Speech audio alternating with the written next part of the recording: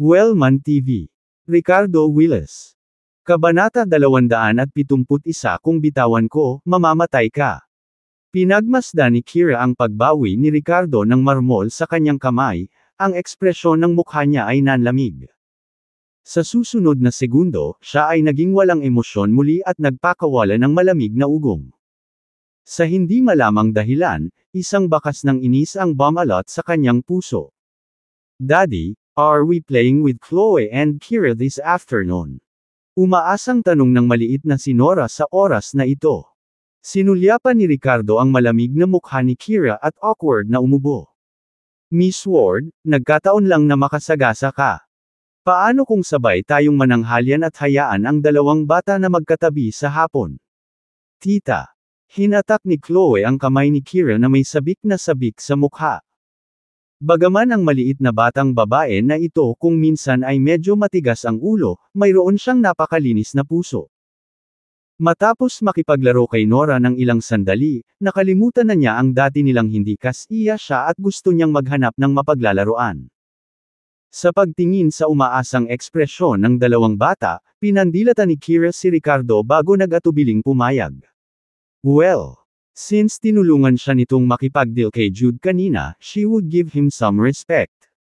Si Kira ay hindi pa nakakain ng mag-isa sa labas kasama ang ibang lalaki. Kahit na may dalawang bata na naruroon ay medyo malabo pa rin ang pakiramdam. Gayunpaman, hindi siya nag-aalala na may gagawin si Ricardo sa kanya, alam niyang wala itong intensyon sa kanya. Ang pag-iisip ng ganito ay naging mas madali para kay Kira.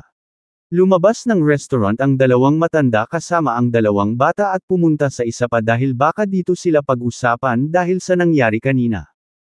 Sa oras na ito, gayunpaman, may mga pares ng mga mata na lihim na nagmamasid sa bawat kilos na ginawa ni Ricardo.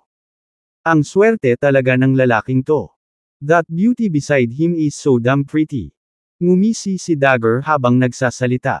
Swerte. Sisiguraduhin kong makahiga siya agad. Galit na nagngangalit si Maki bilang tugon. Mr. Davis. Nakapasok na sila sa restaurant na iyon. Kailan tayo lilipat? Inip na mungkahi ni Dagger. Bakit hindi na lang natin takpan ang mga mukha natin at dumiretso na tayo doon? Matigas na saway ni Maki sa kanya. Hindi ito ang Middle Trios battlefield, you know. Ilang beses ko ba kailangang sabihin sa iyo? Assassins na tayo ngayon. Ano ang ibig sabihin ng assassination? Art form ang pagpatay ng tao. Ang restaurant na pinasukan nila ay katulad ng mga tindahan ng sinigang na pay para sa almusal kung saan ang mga customer ay hindi makakapag-order ng mga putahe kundi ihain ang kanilang sarili pagkatapos ay binayaran sa pag-alis. Matapos silang apat ay tuluyang nakahanap ng bakanteng upuan, casual na inilagay ni Ricardo ang susi ng sasakyan ng Bentley sa mesa para Iris Erba ang kanilang pwesto. It was a weekend at maraming customer sa restaurant na ito malapit sa amusement park. Dahil napakahirap maghanap ng bakanteng upuan, kinailangan nilang sakupin ito ng mabilis. Pagkatapos, kinuha ni na Ricardo at Kira sina Nora at Chloe ayon sa pagkakasunod para kumuha ng pagkain. Sa mga taong nagpupunta dito, natural na ayaw nilang iwanan ang kanilang mga anak na mag-isa sa booth. Sa kanilang unang paglalakbay pabalik, sina Ricardo at Kira ay nagdala ng ilang pagkain pabalik sa mesa kasama ang dalawang mangkok ng seafood dumpling soup. Pagkatapos ay umalis na ulit sila para pumili ng iba pang pagkain. Pagkaalis nila, isang binatang nakasuot ng maskara ang huminto sa kanilang booth sa gitna ng karamihan. Let me add something for you. Uminom ka hanggang mamatay ka. Ha ha ha. Ang binatang ito ay walang iba kundi si Maki, presidente ng Blood Slaughter Association. Sinusubaybayan niya ang bawat galaw ni Ricardo. Ngayon ay mabilis niyang ibinuhos ang kalahating bag ng puting pulbos sa isang mangkok ng dumpling soup kung saan niya inilagay ang susi ng Bentley ni Ricardo kanina bago hinalo ito ng maraming beses gamit ang kanyang kutsara. Ang pulbos ay agad na natunaw sa tubig ngunit sa hitsura nito, tila walang pagbabago sa dumpling sopas kahit ano paman. Ngumisi si Maki saka nakipag-blend sa crowd bago mabilis na umalis. Makalipas ang ilang minuto, bumalik sina Ricardo at Kira na may dalang ilang mga pagkain. May tig-2 mangkok ng kanin sina Nora at Chloe. Sa pagkakataong ito, sa wakas ay umupo na silang 4, 2 matanda at 2 bata, para simulan ang kanilang pagkain. Marahil dahil sa kaginhawahan, diretsyong umupo si Kira sa upuan kung saan nakalagay ang mga susi ng Bentley. Hindi rin umimik si Ricardo. Itinabi niya ang susi ng sasakyan niya at umupo sa tapat ni Kira. Dahil kakaserve pa lang ng pagkain at wala pang gumagalaw, bale kung saan sila nakaupo. Sa susunod na sandali, bago simulan ang kanyang pagkain, kinuha ni Kira ang seafood chowder at humigop ng ilang higop. Nang makita ang eksenang ito sa harapan niya ay biglang nag-iba ang kulay ng mukha ni Maki habang napabulalas siya. Ano? Paano niya nainom ito? Damn! Galit siyang nagmura na may halong ekspresyon sa pagitan ng pagkabalisa at pagpupumiglas dahil sa una ay sinadya lang niyang lasonin ang lalaking iyon ngunit ngayon ay maaaring pumatay din ng mga inosenteng tao. At this time though when Ricardo ate some bites then glanced over at Kira unintentionally. Biglang nagbago rin ang mga mata niya puno ng pagtataka na may halong hinala. Bakit hindi ka kumakain ng sarili mong pagkain? Anong tinitingin-tingin mo sa akin? Naramdaman ni Kira ang titig ni Ricardo at kumunat ang noo, nagtatanong sa kanya. Ramdam na ramdam niya ang pagiging agresibo sa mga mata ni Ricardo sa sandaling ito, tinitigan siya ng matindi kaya medyo hindi siya mapalagay. Sa sumunod na segundo, walang sabi-sabi, diretsyong pinalitan ni Ricardo ang sariling mangkok ng seafood chowder ni Kira. Sandaling natigilan si Kira, bakas sa maselang mukha niya ang pagkapahiya. What do you mean? No problem. Masarap yata ang bowl mo na maraming seafoods. You can have mine. Umiling si Ricardo at nakangiting sabi. Namula si Kira at pinandilatan ng mata si Ricardo, nakaramdam ng hiya at inis. Sinong gustong uminom ng sayo? Bawal mo ring hawakan ang mangkok ko. Ano ang ibig sabihin ng bastos na ito? Hindi ba't? Parang gusto mo siyang halikan ng hindi direkta. Originally, naisip ni Kira na walang lihim na motibo ang lalaking ito sa kanya. Ngayon ay tila na. Ang mga lalaki ay pare-pareho, kung tutuusin. Nung una, parang gentleman siya at lagi niyang pinag-uusapan ang asawa niya, na para bang wala siyang ibang iniisip. Originally, reserved man lang ba siya? Binigyan niya ng malamig na titig si Ricardo, puno ng pang-aalipusta at pagkasuklam sa lalaki. Habang nagsasalita siya, iniabot niya ang kanyang kamay, balak niyang agawin ang mangkok ng seafood chowder na sinipsip niya noon. Gayunpaman, sa sandaling ito, ang kanyang payat at makatarungang kamay ay hinawakan ni Ricardo. Hindi lang iyon, diretso ring pinulot ng kabilang kamay ni Ricardo ang mangkok ng seafood chowder at nilagop niya ito ng buo, na nagdulot ng glog-glog na tunog. Ikaw, bastos ka, bitawan mo. Pagkakita nito ay kumalat ang pamumula ni Kira mula sa kanyang mukha hanggang sa kanyang tenga. Nanlaki ang mga mata sa hiya, nakatitig kay Ricardo. Ang jerk na ito, na walang pasensya, ay uminom ng seafood chowder na nahawahan ng sarili niyang laway. Ganyan ba talaga kasarap ang lasa? Hindi lang iyon, hinawakan din niya ang maselang at balingkinitang kamay nito at ayaw bumitaw. Pag binitawan ko, mamamatay ka. Sinabi niya. Matapos inumin ang bowl ng dumpling soup, pinunasan ni Ricardo ang bibig at ngumisi. Dumaloy sa kamay ni Kira ang dalisay at pinong enerhiya ng dragon, pumasok sa kanyang katawan at nagsimulang matuno ang mga lason sa loob niya. Kabanata 272 Medyo masarap. Sinubukan ni Kira na bawiin ang kanyang kamay, ngunit nalaman niyang hindi niya ito may galaw. Si Ricardo, ang bastos na ito, ay nahuli siya ng mahigpit na hindi ito may larawan. Samantala, bigla siyang nakaramdam ng kakaibang init, na dumadaloy sa kanyang katawan kasama ng kamay ni Ricardo, pagkatapos ay kumalat sa buong pagkatao niya. Hindi alam ni Kira ang nangyayari, inisip niya lang na physiological response iyon dulot ng kamay ng opposite sex na humawak sa kanya. Nakita ko lang ang kanyang maselang at nakamamanghang mukha, na lalong namumula sa kahihiyan. Nararamdaman na lang niya ang mainit na agos na dumadaloy sa kanyang katawan, na lumilikha ng hindi maipaliwanag na pakiramdam ng ginhawa. Kira, paano ka magiging walang hiya para talagang mahanap itong komportable? She secretly cursed herself in her heart and glared at Ricardo with angry eyes. Rogue, what exactly are you doing? Akala ko gentleman ka. Bakas sa mukha ni Ricardo ang kawalan ng imak habang nakaawang ang kanyang mga labi at sinabing, nalason ka, at ni-detox kita. At saka, hindi ko sinabi na ako ay isang matuwid na Ginoo. Ikaw. Nang marinig ito, napangiti si Kira at mukhang nahihiya at galit. Such a clumsy excuse. I can't believe you came with it. Nalason. Haha, katawa-tawa iyon. Nais niyang samantalahin, maaari siyang gumawa ng lahat ng uri ng mga dahilan.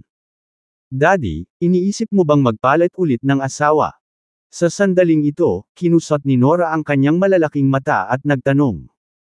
Nagpout si Chloe at sinabing, Pixie, you big pervert. Napasabunot si Ricardo sa gilid ng kanyang bibig, hindi siya makapagsalita. Sa labas ng restaurant, si Maki at Dagger ay matamang nakatingin sa direksyon ni Ricardo sa pamamagitan ng salamin. Nakita nilang dalawa si Kira na humigop ng ilang higop sa mangkok ng chowder na iyon, at agad na naramdaman ang magkahalong discomfort at inner conflict. Habang nag-aalinlangan sila kung pupunta at ihahatid ang antidote kay Kira upang maiwasan ang mga inosenteng casualty, nakita nila si Ricardo na nakikipagpalitan ng mga mangkok sa kanya. At pagkatapos, siya mismo ang kumain ng buong mangkok ng potensyal na makamandag na sopas. Nakainom ang lalaking iyon. Sabi ni Dagger na may halong tononibik. Uminom ka hanggang mamatay ka. Damn it. Si Maki ay may pagtatagumpay sa kanyang mukha habang siya ay nagngangalit ng kanyang mga ngipin at nagsasalita sa pamamagitan ng mga ito. Mr. Davis, dapat ba tayong pumunta at bigyan ng antidote ang magandang babae na iyon? Tanong ni Dagger. Saglit na kumikislap ang mga mata ni Maki habang nakatitig kay Ricardo at Kira, puno ng hinala at kawalan ng katiyakan ang ekspresyon nito. Wait and see. Mukhang walang problema ang babaeng yun. Baka kasi mas kaunti ang nainom niya. Dahil doon, tumingin siya sa direksyon nila at dumura ng marahas. Walang kaalam-alam ang lalaking iyon kahit na humaharap sa kamatayan, abala pa rin sa pagsasamantala. Uminom siya ng isang buong malaking mangkok. Tapos na siya. Haha. Kasunod nito, silang dalawa. Hinihintay ang reaksyon ni Ricardo sa lason. Matagal na iyon, ngunit ang lalaking iyon ay kalmado pa rin gaya ng dati, nakaupo roon at nasiyahan sa kanyang pagkain ng may labis na kasiyahan. Kasama si Kira, wala ni isa sa kanila ang nagpakita ng anumang senyales ng pagkalason. Mr. Davis, something's not right. How come they're okay? Gaano katagal bago magkabisa itong lason mo? Naguguluhang tanong ni Dagger. Mukha ring naguguluhan si Maki, anong nangyayari? Dapat ay nalasan na siya sa ganitong oras. Isang alon ng pagdududa at pagkairita ang bumangon sa kanyang puso, dahil ang lasong ito ay binili niya sa dark web. Sinabi ng nagbebenta na ang lason na ito ay lubhang nakakalason, at 1 gramo lamang ay maaaring pumatay ng isang may sapat na gulang. Sa loob ng 5 minuto, magkakabisa ang lason, at sa loob ng 10 minuto, siya ay mamamatay. Gayunpaman, halos 20 minuto na ang lumipas at parehong si Ricardo at ang magandang babae ay tila walang kibo. Kung mas natagalan ang pagkalason ng dilag dahil mas kaunti ang kanyang nainom, paano naman si Ricardo? Inilabas ni Maki ang isang basong bote sa kanyang bulsa at tiningnan ang puting pulbos sa loob, na puno ng inis at pagkadismaya ang mukha. Mr. Davis, hindi ka na scam at bumili ng mga pekeng gamit, di ba? Napatingin si Dagger sa maliit na bote na may pag-aalinlangan sa mukha. Puno ng kawalan ng katiyakan ang mukha ni Maki habang muling sinulyapan ang walang pinsalang sina Ricardo at Kira. Pagkatapos ay nagbuhos siya ng puting pulbos sa kanyang kamay.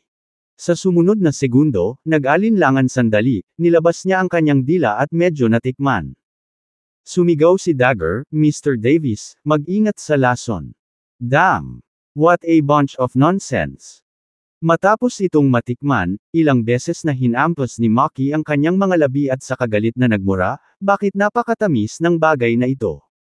Damn it, I met a scammer on the dark web. Is this fucking baby formula? Nakakalason ba ito ng mga tao? Pagkasabi niyan, dinilaan pa niya ng ilang beses at saka nagbuhos ng kaunti, at sinabi kay Dagger, subukan mo.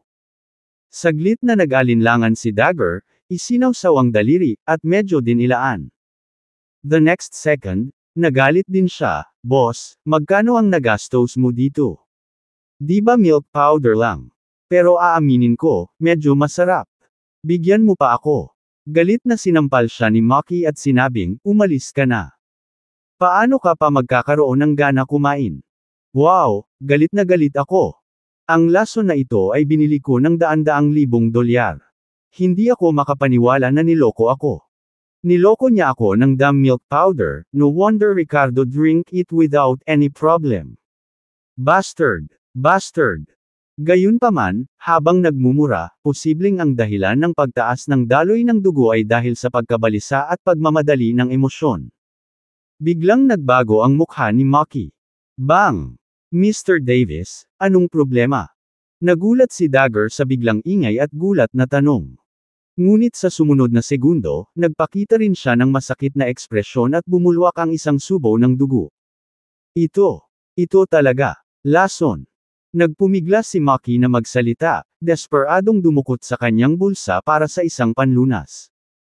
Gayunpaman, siya ay nanginginig ang buong katawan at ang kanyang mga paa ay ganap na hindi tumutugon, halos mawalan ng kakayahang kumilos.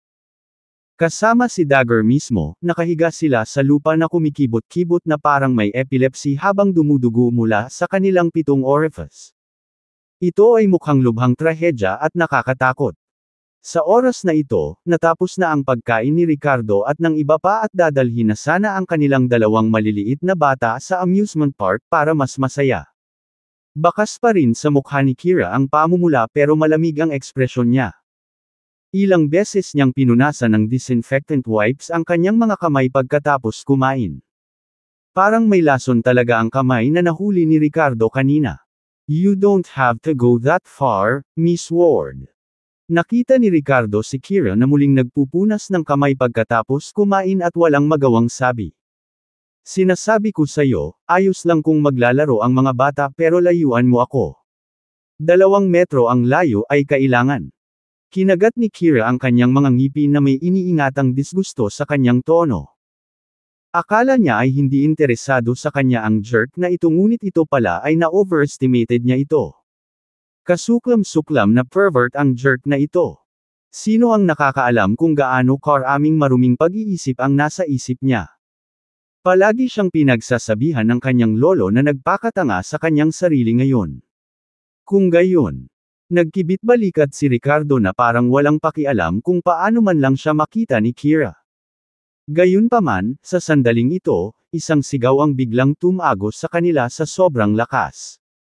Halatang-halata na kung sino man ang sumigaw ay tiyak na labis na natakot bago gumawa ng napakalakas na ingay. SARCH ang FINDNOVL. NT website sa GOOGL upang ma-access ang mga kabanata ng mga nobela ng maaga at sa pinakamataas na kalidad. Chapter 272 Quite Tasty. Itap ang gitna ng screen upang ipakita ang mga opsyon sa pagbasa. Kung makakita ka ng anumang mga error, hindi karaniwang nilalaman, pag-redirect ng mga ad, sirang link, at iba pa. Mangyaring ipaalam sa amin upang maayos namin ito sa lalong madaling panahon. Ulat. Sundan mo kami. Gusto mo ba ang site na ito? Mag-donate dito. Ang iyong mga donasyon ay mapupunta sa pagpapanatili, pag-host ng site. Kabanata 273 Hindi na kung kakainin ko, kakainin mo. May patay na. Bilis, may pumunta dito. May namamatay. Agad namang nagkaroon ng kaguluhan sa labas ng restaurant. Tumaas at bumagsak ang mga talakayan at iyak ng alarma. Nang marinig ang ingay, kumislap ang mga mata ni Ricardo at may naisip siya.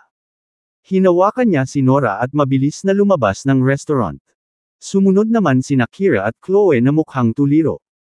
Pagdating nila sa pinangyarihan ng insidente, napatingin si Ricardo kay Dagger at Maki na nakahandusay sa lupa at nanginginig na may dugong umaagos mula sa kanilang 7 butas dahil sa gulat.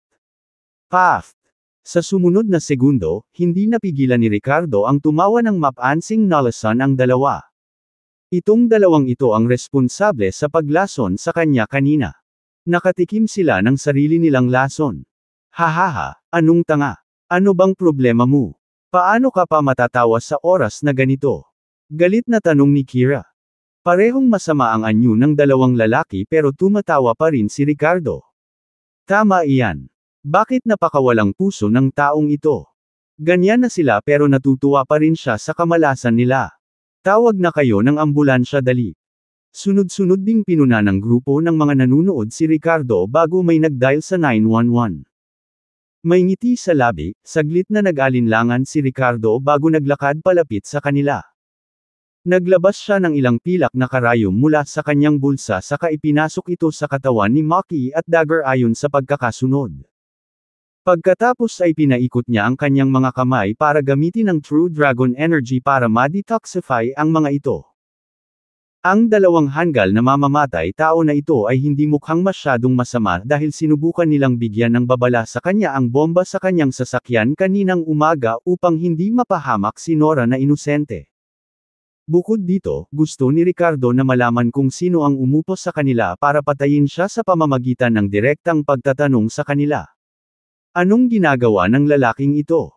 Nagpapagamot siya ng acupuncture. Ngayon lang siya natuwa sa kasawian nila pero ngayon gusto niyang magligtas ng buhay. Walang tigil ang komento ng isang grupo ng mga nanunood nang makita ang sumunod na nangyari. Gayunpaman, walang nang-ahas na lumapit kay Ricardo baka sila mismo ang magkagulo. Pagkaraan ng ilang sandali, sa wakas ay nabunot ni Ricardo ang lahat ng pilak na karayom na naging itim sa proseso ng detoxification. Samantala, ang mga mukha ni Maki at Dagger ay nagbago mula sa madilim na lila-itim na kulay pabalik sa maputlang puti muli. Ang mga kumbulsyon ay himalang huminto. Parehong mahina ang tingin ng dalawang lalaki kay Ricardo na may komplikadong ekspresyon. Wuho! Okay na sila. Young man, you're amazing. Nang makita ang sitwasyong ito, agad namang namangha ang mga nanunood at napasigaw sa paghanga habang nakatingin kay Ricardo nang may pagtataka. Ngumuso si Ricardo at hinawakan ang lalamunan ni Maki. Sabihin mo sa akin, sino ang nagpadala sa iyo para patayin ako? Sabihin mo, o papatayin kita. Si Maki ay isa ring sanay na manlalaro, ngunit sa sandaling ito ay sinakal siya ni Ricardo at naramdamang walang kapangyarihan na gamitin ang kanyang katawan. Ako na. Ako yan. Sinira mo yung mission natin last time, kaya dinala ko siya para mag-higanti sa'yo. Bitawan mo ang presidente, kung gusto mong pumatay, patayin mo ako. Agad na bulalas ni Dagger nang makita ang sitwasyon. Huwag kang makinig sa kanya. Ako ang presidente, at ako ang gustong pumatay sa iyo. Kung may gusto kang sisihin, sisihin mo ang kakulangan ko sa kakayahan. Fair na. Damn it. Ilang taon ko nang dinilaan ng dugo sa aking kutsilyo sa ibang bansa nang walang problema, ngunit hindi ko inaasahan na mahuhuli ako sa sandaling bumalik ako. Ang Prayosha daw ay isang bawal na lupain para sa mga mersenaryo, at ito talaga. Si Maki ay ayaw at may determinadong tingin sa kanyang mukha. Patayin mo ako. Bitawan mo ang presidente. Tapusin mo ako. Ako ang pinuno dito. Sunod-sunod na sumisigaw sina Dagger at Maki, naiwan si Ricardo na tulala, na parabang mga magigiting na mandirigma na nagsasakripisyo. Snap! Snap! The next second, Ricardo slapped them and sneered disdainfully, I'll spare you this time, but you will not be so lucky next time. Get lost! Sa harap ng napakaraming tao, hindi nararapat na patayin sila ni Ricardo ng tahasan. Bukod dito, sa hindi malamang dahilan, wala siyang gaanong pagnanais na patayin ang dalawang idiot sa kanyang puso. Nang marinig ang mga salitang ito, natigilan sina Maki at Dagger, na may suot na mga ekspresyon ng hindi paniniwala. Tila hindi inaasahan, ngunit talagang pinabayaan sila ni Ricardo. Sa sumunod na segundo, si Maki ay nakahiga sa lupa, nakahawak sa binti ng pantalon ni Ricardo. Bakit? Bakit okay ka lang? Malinaw na nilason kita. Halos patayin kami ng lason na iyon ni Dagger, bakit wala kang ginawa? Ngumisi si Ricardo at pinalayas ang lalaki gamit ang isang paa. Idiot, hindi ibig sabihin na hindi ko kaya. Sa level of skill mo, dapat mag-practice ka pa kung gusto mo akong patayin. Pagkatapos magsalita, kinuha niya ang maliit na kamay ni Nora at naglakad patungo kina Kira at Chloe, na nakatayo doon na medyo nagulat ang ekspresyon, at ngumiti. Tara na, maglalaro tayo. Natauhan si Kira, at muling lumitaw ang pamumula sa kanyang magandang mukha, na may bahid ng kahihiyan. Ang susunod na segundo, na may pahiwatig ng pagiging komplikado sa kanyang magagandang mga mata, tinanong niya, ininom mo ba ang aking sopas at hinawakan ang aking kamay upang i-detoxify ako? Nang makita ang 2 taong dumudugo mula sa kanilang 7 butas at nagkukumbulsyon ngayon lang, paanong hindi maintindihan ni Kira? Sa sandaling ito, nakaramdam siya ng takot at kaba. Sa loob ng kanyang puso, naroon din ang hiya at hiya. Hindi ba niya naiintindihan ang lalaking ito? Just for the sake of taking advantage of you, tama ba? Ngumisi si Ricardo at pilyong tanong. Ikaw, bastos. Nang hina ang tono ni Kira at nagmura siya sa galit, gusto niyang puntahan at sipain ang lalaking ito ng ilang beses para maibsan ang kanyang pagkadismaya. Sa hapon ng araw na iyon, si Ricardo ay nakikipaglaro kay Nora sa isang proyekto nang bigla itong makatanggap ng tawag mula kay Miranda. Nais ni na Emmanuel at Cara na aanyayahan silang dalawa na maghapunan ngayong gabi. 1 linggo na lang ang natitira bago ang kasal, at may ilang bagay na kailangang pag-usapan ng detalyado. Inutusan din ng dalawa si Ricardo na isama si Nora sa oras na ito, dahil hindi pa nila nakikilala ang bata. Matapos makipag-usap kay Miranda sa telepono, pumayag si Ricardo na sumama at makipag-ugnayan muna kay Mason. Hiniling niya sa kanya na magpadala ng isang tao sa Emerald Green Estates para tulungan siyang ilipat ang kanyang mga gamit. Nagpasya si Ricardo na ibigay kina Emmanuel at Cara ang 4 na kahon ng dowry ngayong gabi, na nagbigay ng sorpresa sa kanyang biyenan at biyenan. Nora, paano kung dadalhin kita sa bahay ng mga magulang ni Miranda para sa hapunan ngayong gabi? Ano sa tingin mo? Matapos makipag-ugnayan kay Mason, pansamantalang tinanong ni Ricardo ang kanyang anak na babae. Saglit na nag-alinlangan si Nora nang marinig ito, pagkatapos ay masunarang tumango at sinabing, okay. Kahit 5 taong gulang pa lang siya, naiintindihan na niya talaga ang lahat. Marahan na tinapik ni Ricardo ang maliit niyang ulo, Nora, be a good girl. Kapag nandoon na tayo, tawagin mo silang lola at lolo, okay? Tumango si Nora, ngunit sa malalaking mata nito, bakas ang pag-aalala at pagkabalisa. Daddy, ito po ang bagong lola at lolo, di ba? Magugustuhan ba nila ako? Hindi po ako ang sariling baby ni Miranda. Nang marinig ito, binuhat ni Ricardo ang kanyang anak na mukhang takot at masunurin, at niyakap ito ng mahigpit habang binibigyan ng halik na puno ng pagmamahal. Baby, huwag kang mag-alala. Mamahalin ka ng mga bagong lolo't lola kaysa sa mga dati. Inaasahan nilang makipaglaro sa iyo. Narinig ito ni Nora at agad na nagpakita ng isang purong ngiti, talaga. Kabanata 274 na Childhood Sweetheart Comes to the Door. Nagpaalam sina Ricardo at Kira kay Chloe at mag-isa silang umalis sa amusement park. Pagbalik nila, nag-ayos si Ricardo at nagsuot ng casual na damit na binili ni Miranda para sa kanya. Binihisan din niya si Nora na parang isang munting prinsesa. Hinintay nilang dumating si Mason at ang kanyang mga tauhan para tumulong sila sa pagkarga ng pera, alahas, mga antik, at iba pang mga bagay sa kotse bago tumungo sa mataas na lugar ni na Emmanuel at Cara na tinatawag na Farnley Mansion sa Edoland. Alam ni na Emmanuel at Cara na darating ang kanilang anak at manugang ngayong gabi kaya maaga silang naghanda. Kahit anong ingay sa labas ay pinapansin nila. Honey, may naririnig ka ba sa hallway? May tao na ba dito? Tanong ni Cara kay Emmanuel habang naghahanda ng pagkain sa kusina. Nakinig ng mabuti si Emmanuel. Mukhang may gumagalaw doon. I'll go check it out. Dahil maaga pa, hindi pa nag-aalala si Cara sa pagluluto kaya nagpunas muna siya ng kamay bago sumunod kay Emmanuel sa labas. Pagbukas nila ng pinto, nakita nila ang isang middle-aged couple na may kasamang binatang gwapong lalaki na naglalakad sa hagdanan na may dalang maraming regalo. Nang makita ang isa't isa, nagulat ang dalawang mag-asawa ngunit natuwa kaagad. Hindi ba ito sina Alfred at Julia? Bulalas ni Emmanuel sa tuwa habang nakatingin sa kanila na hawak lahat ng reg along iyon. And this is Marcus. You've grown into such a handsome young man. Dagdag pa niya habang patuloy silang tinatawag ni Marcus Aguirre na tito o tita. Halika sa loob dali. Dali-dali silang pinapasok ni Emmanuel pagkatapos magpalitan ng kasiyahan sa labas kanina. Pagkapasok sa bahay at pag-upo ay nagkwentuhan sina Emmanuel at Cara at naabutan ang tatlo pa. Ang Farnrene Mansion ay isang bagong itinayong komunidad. Bago lumipat ang pamilya ni Emmanuel, mahigit isang dekada na silang magkapit-bahay ng pamilya ni Alfred.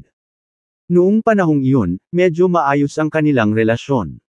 Hindi lang iyon, masasabing childhood sweethearts sina Marcus at Miranda, at naging maayos din ang pakikitungo ni Marcus kay Mason. Gayunpaman, nang maglaon, nabalitaan nila ang tungkol sa plano ng pamilya Alfred na pumunta sa ibang bansa, at nawalan sila ng komunikasyon sa loob ng ilang taon. Ay, Alfred!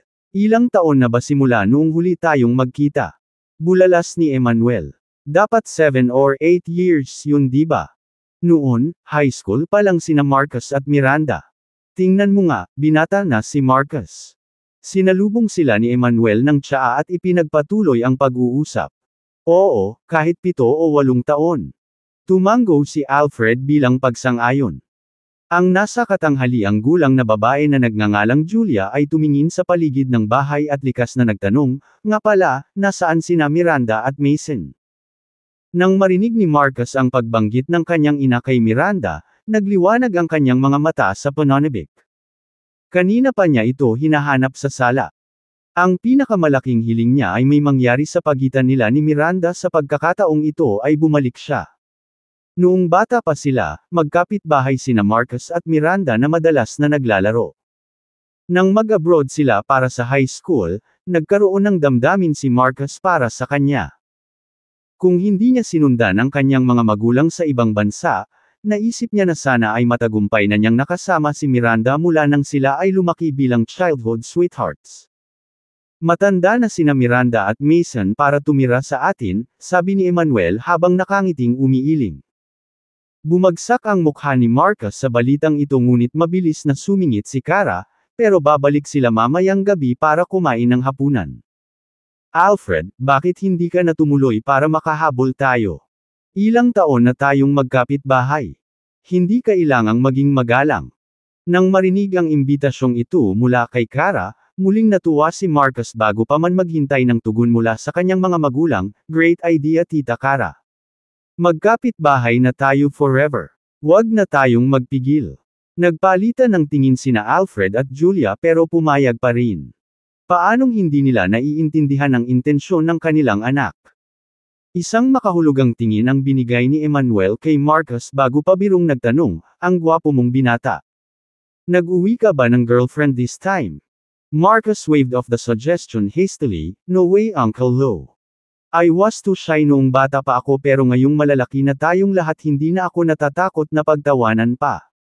To be honest though, gusto ko na si Miranda mula pa noong mga bata pa kami. At hindi nagbago ang aking damdamin pagkatapos ng lahat ng mga taon na ito sa ibang bansa. Mahirap siguro to, nagpakasal na si Miranda. Napangiti si Emmanuel habang umiiling muli. Marcus froze in disbelief upon hearing that Miranda had already got end at 24 years old. What? She got married already. How could it happen so fast? If I remember correctly she's my age, 26 na right? She's actually 24, mahinahong sagot ni Cara habang mahinang ngumiti. Nang marinig ni Marcus na nagpahayag ng interes sa kanilang anak, nakaramdam ng pagtutol at pagkasuklom sina Emmanuel at Cara. Lingid sa kanilang kaalaman, tinanggap na pala ng mga biyenan si Ricardo bilang kanilang manugang. I didn't expect Miranda to get married so early, tanong ni Alfred na may hindi natural na ekspresyon. Miranda is so beautiful and outstanding. Getting married at 24 is indeed a bit early. I wonder who she married. Their family must be extraordinary, pagsisiyasat ni Julia, asawa ni Alfred. Naku, medyo ordinaryo lang ang pamilya ng manugang ko, pero siya mismo ay may kaya, nakangiting sabi ni Emmanuel. Nang marinig ang pahayag na ito, nagpalitan ng mga tingin sina Alfred at Marcus na nagpapakita ng kanilang hindi paniniwala. Sa panahon ngayon kung saan mas mahalaga ang pagkakaroon ng mga koneksyon kaysa dati, ano ang kabutihang naidulot nito para sa isang taong walang anumang background na maging matagumpay sa kanilang sarili? Inakala nilang lahat na sinisikap lamang ni Emmanuel na iligtas ang mukha sa pamamagitan ng pagsasabi ng mga ganoong bagay sa harap nila. Kung tutuusin, hindi niya masabi na ang kanyang anak ay nagpakasal sa isang ordinaryong tao habang sila ay naruroon. Emmanuel Hindi ipinagmamalaki ang aking sarili dito ngunit si Marcus ay may ilang mga tagumpay sa ilalim ng kanyang sinturon ngayon din. Siya ay nakakuha ng dual master's degree mula sa Asai University at kasalukuyang may hawak na mataas na antas na posisyon high-tech na kumpanya na kumikita ng milyon-milyong dolyar taon-taon. Ang pinakamahalagang bagay ay ang potensyal para sa paglago. Napakurap si Alfred ng isang beses bago ipinagpatuloy ang pagmamalaki. Akala ko kasi ang ganda ng laro ng dalawang anak natin noong bata pa sila kung hindi pa nagpakasal si Miranda, baka magkasama na ang dalawang anak natin. Sayang talaga. Umiling si Julia bilang pagsang-ayon. Tahimik na nagkatinginan sina Emmanuel at Cara, na ipinarating ang kanilang kapwa pagkabigo sa paksa ng pag-uusap. Gayunpaman, ni isa sa kanila ay hindi nagsalita hanggang sa naging seryoso ang tono ni Marcus habang hinarap ang kanyang mga magulang. Tay, Nay, ano po ba ang pinag-uusapan niyo? Ano po ba ang dapat pagsisihan? Kahit na nagpakasal si Miranda, paano ko siya maiinis kung gusto niya? Ako. Kabanata 275 Bakit ka dumating na walang kamay? Nang marinig ang mga salita ni Marcus, nagsalubong ang kilay nina Emmanuel at Cara sa pagkalito. Ano ang ibig niyang sabihin nang hindi niya iniisip kung ang kanilang anak ay hiwalay na? At sino ang nagsabi tungkol sa paghihiwalay ni Miranda at pagpapakasal sa kanya? Parang naniwala si Marcus na iiwan talaga ni Miranda ang asawa para sa kanya. Marcus, Miranda has a great relationship with her husband. You don't need to worry about it, sabi ni Cara, medyo cool na ang tono niya. Hindi na nagsalita pa ang pamilya ni Alfred pagkatapos noon. Biglang may kumatok sa pinto. Mom and Dad, we're back. Open up. Tawag ni Miranda mula sa labas. Nandito na si Miranda. Excited na bulalas ni Cara habang nagmamadaling buksan ang pinto. Tumayo din si Emmanuel at naglakad patungo sa entrance ng bahay. Narinig ni Marcus ang boses ni Miranda na nagpabilis ng tibok ng puso niya. Tumingin siya sa pinto na may namumuong excitement sa loob niya. Nang buksan nila ito, magkahawak kamay na naglakad sina Ricardo at Miranda at sinundan sila ni Nora habang si Mason ay nakasunod sa kanilang mga takong na parang masunurang tuta. Emmanuel, Cara. Masayang bati ni Ricardo sa pagpasok niya sa kwarto habang si Nora ay tumangala kay Emmanuel at matamis na tumatawag si Cara, Lolo. Lola. So this is Nora. She's such a adorable child. Nakangiti-ngiti ni Cara kay Nora habang si Emmanuel ay biglang may naalala bago tumakbo papunta sa isa pang kwarto at bumalik na may bitbit na malaking Barbie doll sa kanyang mga bisig na nagsasabing, "Here you go. Nora, ito ang regalo ng lolo at lola mo para makilala ka." Pareho nilang minahal ang munting si Nora dahil anak ito ni Ricardo kaya itinuring din nila itong parang isa sa sarili nilang mga apo. Salamat lolo, lola. Noong una nang makita niya sina Emmanuel at Cara, nakaramdam ng kaba si Nora ngunit nang makita niya ang mga dala ng mga ito para sa kanya, muli siyang natuwa na niyakap ito ng mahigpit laban sa kanyang sarili. Tiningnan ni Ricardo sina Emmanuel at Cara nang may pasasalamat na nagniningning sa kanyang mga mata. Hindi niya inasahan na maghahanda din sila ng regalo para kay Nora na nagpapakita kung gaano sila nag-isip sa lahat ng bagay. Samantala, nagulat sina Mason at Miranda nang makitang nandoon ang pamilya ni Alfred ngunit matapos magpalitan ng mga pagbati, ibinaling ni Marcus ang atensyon kay Ricardo sa halip ay tumingin sa kanya ng mayabang at nagtanong, Miranda, kakasal ka lang ha? Asawa mo ba ang lalaking ito noon? Anak mo. Mukhang malaki na. Nabaluktot ang kanyang mukha sa isang pangit na pagngisi na para bang nagtatanong kung karapat-dapat ba o hindi si Ricardo sa isang tulad ni Miranda sa kanyang tabi, na nagiging dahilan para hindi komportable ang lahat sa paligid niya. Parang pinagtaksilan siya ni Miranda. Ipapakilala kita. This is my husband, Ricardo. Tumango si Miranda at bumaling kay Ricardo. Honey, this is Marcus, my childhood friend. Napatingin si Ricardo sa gwapong binata at nagtaas ng kilay bago inabot ang kamay. Kamusta? Hello. Childhood sweetheart ako ni Miranda. Hindi ko akalain na ikakasal siya. Sabi ni Marcus na may halong provocation sa boses ng titigan niya si Ricardo. Habang tinutukoy siya ni Miranda bilang kanyang childhood friend, binigyang diin ni Marcus na siya ang kanyang childhood sweetheart na puno ng matinding hamon. Oh Emmanuel, this is your son-in-law. He looks decent enough. No wonder his family is so ordinary but still managed to marry someone like Miranda, sabi ni Alfred habang nakangiti ng nakakaloko. It sounded casual but it was actually a subtle insult towards Ricardo. Anong pinagkakakitaan mo? Paano ka makakarating na walang dala sa bahay ng biyenan mo? Tanong din ni Julia. Si Alfred at ang kanyang asawa ay nabighani din sa maganda at kaakit-akit na si Miranda. Kung mapapangasawa siya ng kanilang anak, sila ay pagpapalain habang buhay at may mukha saan man sila magpunta. Nakakadismaya na nagpakasal siya sa isang ordinaryong lalaki na tulad ni Ricardo sa halip na sa isang mas mahusay kaysa sa kanya sa lahat ng paraan na posible mula sa kanilang pananaw, halos parang ninakaw niya ang asawa ng kanilang anak. Sinong nagsabi sa'yong dumating ako nang walang dala? Ngumisi si Ricardo. Paanong hindi niya makita ang nangyayari? Pagkatapos ay bumaling siya kina Emmanuel at Cara at sinabing, Emmanuel, Cara, malapit na ang araw ng kasal natin kaya napagtanto kung hindi pa namin nabibigay sa iyo ang dot. Nagkataon na ngayon ay maginhawa para sa ating dalawa dahil nandito pa rin tayo. Hindi ba ninyo iniisip na napakaliit nito? Nang marinig ito, saglit na natigilan sina Emmanuel at Cara. Dot. Hindi nila naisip na humingi ng dot kay Ricardo. Alam na walang mga magulang si Ricardo at talagang ikinasal sa pamilya, hindi nila isinasaalang-alang ang konsepto ng isang dot. Bagamat hindi sila nagkukulang ng kaunting dot, mula nang nabanggit ito ni Ricardo, ngumiti sila at pumayag. How could there be too little? It's the thought that counts. Ikanaway ni Emmanuel ang kanyang kamay habang tinititigan ni Cara ang kanyang anak, Miranda. Nakaisip ka ba ng ideyang ito? Walang ganoong mga patakaran. Naisip niya na si Miranda ay humiling kay Ricardo na bigyan sila ng dot para lamang makuha ang kanilang pagsang-ayon. Hindi ko alam. Mukha namang inosente ang Diyos ang CEO na parang walang ideya sa bagay na iyon.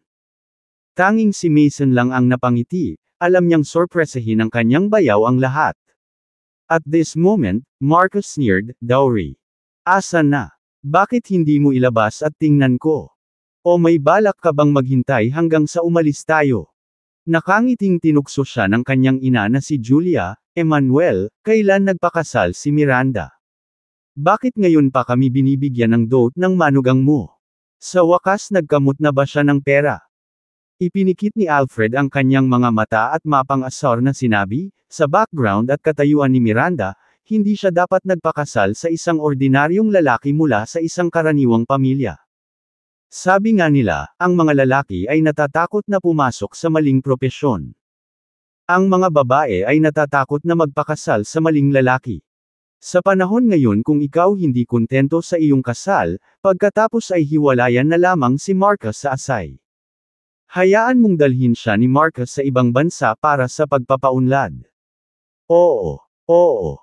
Paulit-ulit na tumango si Marcus bago tumingin kay Miranda nang may paghanga at sinabing, Miranda, kahit nahiwalayan ka na noon, hindi ako tatutol. I swear I'll treat you like we're meet for the first time forever. We could kumita ng 2 o 3 milyong dolyar bawat taon ng magkasama. Napakunot ng noo si Miranda nang marinig iyon. Hindi napigilan ni Ricardo ang tumawa ng malakas, Honey, narinig mo ba yon? Dadalhin ka daw niya sa ibang bansa kung saan kikita ka ng 2 o 3 milyong dolyar kada taon. Sa kabila ng inis kanina sa mga komento nila, napatawa siya nang marinig ang sinabi ni Ricardo. Sa sandaling iyon, napakaganda niya. Bukod sa paghahanap ng labis na ekspresyon at tono ni Ricardo na nakakatawa sa sarili ay itinuring pa ito bilang isang malaking biro. Oo. Ang kita ng 2 o 3 milyong dolyar kada taon ay isang bagay. Kabanata 276 Nagalit ka ba o hindi? Hindi napigilan ni Miranda ang humagalpak ng tawa, at biglang nakaramdam ng pagkahilo at pagkairita si Marcus. Sa pagkakataong iyon, mas lalo siyang na head over heels para sa kanya. Nais niyang hiwalayan na niya agad si Miranda kay Ricardo para maisakatuparan niya ito sa sarili niya. With a mocking and arrogant tone, Marcus said, "Tatawa-tawa ka pa kahit hindi mo pa nababayaran ang dote mo. Asa na? Hindi ko nakikita kahit saan." Tumigil sa pagngiti si Ricardo at mahinahong sumagot, "May pinadala ako." "Dapat dito na agad." Nginisyon ni Marcus. "You still need someone to bring it up. How much did you give anyway? Can't show face in front of us. We're actually staying at Uncle Lo's house for dinner tonight," nanunuksong dagdag ni Marcus. "Gusto naming makita kung magkano ang dowry na maibibigay mo sa pamilya ni Miranda. Hindi mahalaga kung ordinaryong tao lang kayo. Dapat kahit papaano ay may ugali ka." Humalaklak si Alfred na may ekspresyon na tila hinihintay na ipahiya ni Ricardo ang sarili. Maging sina Emmanuel at Cara ay nagsabi na ang pamilya ng kanilang manugang ay karaniwan. Sa ganitong sitwasyon, gaano karaming dote ang posibleng ibigay ni Ricardo? Siguradong sinusubukan niyang iligtas ang mukha sa harap nila. Sa puntong ito, hindi natakot ang pamilya ni Alfred na pukawin si Emmanuel at ang kanyang asawa ng labis na hindi sila makakababa mula sa kanilang mataas na kabayo. Mas mabuti kung ang mga bagay ay lumala pa hanggang sa hindi na makayanan ni Emmanuel ang kahihiyan at gusto niyang hiwalayan ang kanyang anak. "Uncle Alfred and Marcus, I suggest you leave now before things get too embarrassed for you later on," walang pakialam na sabi ni Mason. Napakunot ang noo ni Alfred nang marinig ang sinabi nito dahil hindi niya inaasahan na ganoon ang sasabihin ni Mason. Nagdilim ang mukha ni Marcus na may bahid ng hinanakit habang sinuklian niya si Mason. "Mason, kinakampihan mo rin ba siya ngayon? Huwag mong kalimutan noong mga bata pa tayo. Gusto mo rin ako bilang bayaw mo." Iritadong sagot ni Mason, "Sa pagkakaalala ko sa sinabi ko kanina tungkol sa pagnanais na pakasalan ang kapatid ko ay walang kinalaman sa nangyayari ngayon. Iisang tao lang ang bayaw ko, Ricardo. Marcus, huwag kang magpakatanga. Iyong sarili mo sa pamamagitan ng pagkukumpara sa iyong sarili kahit isang daliri lang laban sa aking bayaw." With those words spoken, Mason shook his head disdainfully while feeling amused inside, just like Ricardo na hindi nagalit sa kabila ng narinig ni Marcus' thoughts about his sister because both found the situation funny. "Ano ang sinabi mo?" Galit na tanong ni Marcus matapos marinig ang sinabi ni Mason. Sa sandaling iyon, ilang lalaking nakasot ang lumitaw, bawat isa ay may dalang 2 malalaking kahon habang umaakyat sila sa hagdan. "Mr. Willis, dumating na ang mga gamit mo." Magalang na sigaw ng leader ng grupo na si Dennis kay Ricardo pagdating. Ipasok mo na sila." Tumanggo si Ricardo at sinenyasan silang pumasok. Isa-isang dinala sa sala ang 4 na metro kwadrado na kahon. Habang tula lang nakatitig ang pamilya ni Alfred sa 4 na kahon sa harapan nila, maging sina Emmanuel at Cara ay tila nalilito. You got 4 huge boxes. Parang bluff. Sana hindi lang napuno ng basura," panunuyan ni Marcus. "Bakit hindi mo buksan at tingnan mo mismo?" Pilyong tumawa si Ricardo. Malamig na ngumuso si Marcus. "Syempre titingnan ko. Unless puro pera." Naglakad siya papunta sa isa sa mga kahon nang walang pag-aalinlangan at binuksan ito. Kriek. Sa susunod na segundo, siya ay ganap na natigilan habang siya ay nagpakawala ng kakaibang sigaw. Maging si Alfred at ang kanyang asawang si Julia ay nanlaki ang mga mata sa gulat. Si Emmanuel, Cara at Miranda ay mukhang natulala. "Pera. Mayroon talagang isang buong kahon na puno ng pera sa loob. Pinunasan ni Marcus ang malamig na pawis bago nag-aatubili na buksan ang 3 pang kahon. Ngunit sa tuwing gagawin niya iyon, mas nabigla ang kanyang ekspresyon hanggang sa ang kanyang mga kamay ay nagsimulang manginig ng hindi mapigilan sa pagtatapos ng lahat. Gulp! Napalunok ng mariin si Marcus habang pinagmamasdan ang lahat ng mga hiyas na ito, mga pirasong gintong antik na nakalatag sa kanyang harapan. Maging sina Alfred at Julia ay naiwang tulala sa tanawing ito. Dote lang ba talaga ito ni Miranda? Ninakawan ba niya ang isang pambansang kaban o ano? Ricardo, ano ito? Lahat ng ito ay. Maging si Emmanuel ay nahihirapang magsalita ng maayos habang nakatitig kay Ricardo na hindi makapaniwala. Emmanuel, ito ang regalo ko para sa inyo ni Cara sa araw ng kasal natin. Huwag mong isipin na napakaliit. Malaki ang ngisi ni Ricardo habang nagsasalita. Ang pagkarinig sa mga salitang iyon ay naging dahilan upang ang lahat ng naruroon ay kumikibot ng hindi sinasadya. Paanong may taong mayabang? Lahat ng ito. Hindi makapaniwalang tanong ni Emmanuel. Oo, bakit ko pa kakalagkarin lahat dito? Walang pakialam na sagot ni Ricardo. No way, they're far too valuable. We can't accept any of these. Huminga ng malalim si Emmanuel habang paulit-ulit na winuwagayway ang kanyang mga kamay pabalik-balik. What do you mean too valuable? Isn't my wife worth all that much? Seryosong sagot ni Ricardo. Napabuntong hininga si Emmanuel, ngunit todong ngiti si Cara habang hinahalungkat ang kahon ng alahas na puno ng mga hiyas. Sige, magayos tayo para sa anak at manugang natin. Nagmalaki ang biyena ng bumaling siya sa pamilya ni Alfred at nagtanong, Alfred, ilang taon ang inabot ni Marcus para kumita ang lahat ng ito? Nang marinig ang tanong na ito, awkward na umubo si Alfred at ang kanyang asawa habang si Marcus naman ay namula sa kahihiyan. Nais niyang mawala na lang siya.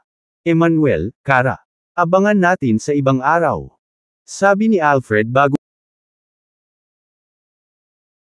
Sabi ni Alfred bago mabilis na umalis kasama ang kanyang pamilya nang hindi man lang lumilingon. How about dinner tonight? Masayang tawag ni Cara. Ngunit hindi man nila iniling ang kanilang mga ulo o binagalan ang kanilang lakad. Tahimik na tumawa si Ricardo at umiling sa hindi makapaniwala habang si Miranda ay pinapagalitan siya na nagsasabing, bakit ka tumatawa? May namimiss sa asawa mo at masaya ka na. Pilyong ngumisi si Ricardo at sumagot, of course I am. It means my wife has charm and I feel proud. Tsaka wala naman akong magagawa so why not just laugh it off? Haha. Namula si Miranda sa sinabi ni Ricardo bago siya kinurot ng malakas. With that settled isa-isa nang umalis ang lahat hanggang sa muling magtipon ang buong pamilya. Inutusan ni Cara ang kanyang asawa kasama sina Mason at Ricardo na ilagay ang 4 na kahon bago simulan ang pagluluto ng kanyang sarili. Ang insidente kanina ay walang iba kundi isang komedya sa mata ng lahat dahil si Marcus ay hindi man lang kapantay ni Ricardo.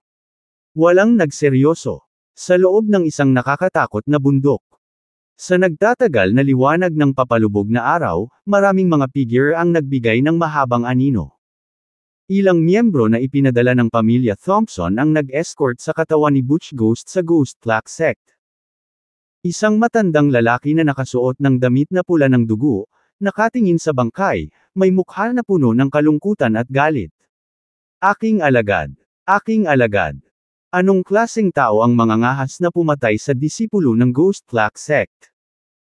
Ang nakasuot ng dugo na matanda ay umungal habang siya ay nag-transform sa isang madugong anino na humahanggos patungo sa isa sa mga tauhan ng pamilya Thompson na humawak sa kanyang leeg. Magsalita ka. Sinong gumawa nito? Nanginginig sa takot ang lalaki na sumagot, sa Edoland. Ricardo Willis. This is information. Kabanata 277 ang pambabala ay hindi magandang gawin. Edoland, Ricardo. Edoland, Ricardo. Ang matandang lalaking nakasuot ng dugong damit ay nagngangalit ang kanyang mga ngipin at naglabas ng nakakatakot na marahas na aura. Panginoon ko, pwede mo ba akong pakawalan? Sinasakal sa leeg ang pinuno ng mga tauhan ng pamilya Britt at parang hindi siya makahinga. Nagmamakaawa siya sa sakit at takot. Samantala, ang iba pang miyembro ng pamilya Britt na dumating upang ihatid ang bangkay ay pawang nanginginig sa ilalim ng nakakatakot na presensya ng matanda, na nabubuhay sa patuloy na takot. "I'll let you go." Mabangis ang ekspresyon ng matanda na nakasuot ng dugo at ang kanyang tono ay masama, tulad ng isang Grim Reaper na naghahanap ng mga kaluluwa. Sa mga salitang iyon na binigkas, dinurog niya ang taong nasa kanyang kamay sa madugong ambon. Takbo! Ang iba pang mga miyembro ng pamilya Britt ay natakot sa kanilang mga talino at sinubukang tumakas sa kanilang buhay. Gayunpaman, ilang hakbang lang ang ginawa nila bago nila matugunan ang kanilang pagkamatay tulad ng kanilang kasama kanina, na pumuputok sa lugar. Ang kapangyarihan ng elder na ito na nakasuot ng dugo ay hindi maarak. Ang kanyang nakakatakot na panggigipit lamang ang naging dahilan upang mamatay kaagad ang mga taong ito. Alam ni Kara na uuwi ang kanyang manugang at anak na babae ngayong gabi kaya siya ay nagbakasyon sa kanyang mga tungkulin sa yaya partikular na upang magluto para sa kanila. "Ma, dahan-dahan lang. Magluluto ako ngayon." Sabi ni Miranda na may kakaibang mood ngayon dahil gusto niyang ipakita ang kanyang galing sa pagluluto. Napataas ang kilay ni Ricardo sa sinabi ni Miranda habang may pananabik na nakatingin sa napakagandang Diyos ang CEO na ito. To be honest though hindi pa siya nakakatikim ng kahit anong pagkain na niluto ni Miranda noon. Ngayon na kaya ang pagkakataon para pagbigyan niya ang sarili niya. Samantala, mukhang nagulat silang lahat sina Emmanuel, Kara at Mason na nakatitig sa isa't isa. "Sis, marunong ka din magluto?" Curious na tanong ni Mason habang sina Emmanuel at Kara ay parehong bakas sa mukha nila ang pagdududa.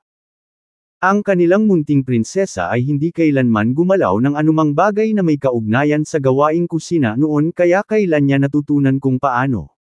"You guys have such strange look on your faces. I've learned some new tricks lately," sabi ni Miranda na nakaramdam ng inis sa pagdududa ng mga magulang niya sa kabamantong hininga ng kumpiyansa habang naglalakad papunta sa kusina. "Ricardo, mukhang seryoso si Miranda sa pagluluto ngayon ha." "Haha." Makahulugang sabi ni Emmanuel kay Ricardo. Inilibot ni Kara ang kanyang mga mata.